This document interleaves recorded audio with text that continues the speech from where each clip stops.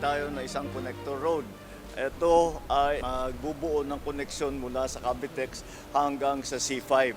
Itong section na ito ay Parañaque hanggang Taguig it's a 2-kilometer section at ang dadaan dito mga 36,000 na vehicles ang dadaan dito. Kaya malaking bagay ito kasi madidecongest, mababawasan ang traffic doon sa mga maliliit na kalsada dahil dito na lang dadaan. At yung biyahe na dati ay 1 oras kalahati, magiging 15 minutes na lang. Napakalaking savings ito sa gasolina, sa crudo, sa fuel. At hindi maliit na bagay ang babawasan mo, ang biyahe mo mula sa 1 oras kalahati hanggang 15 minutes. Malaking savings yan.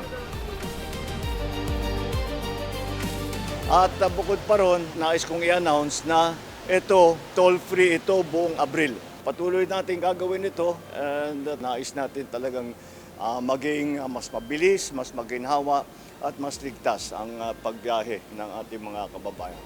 Thank you.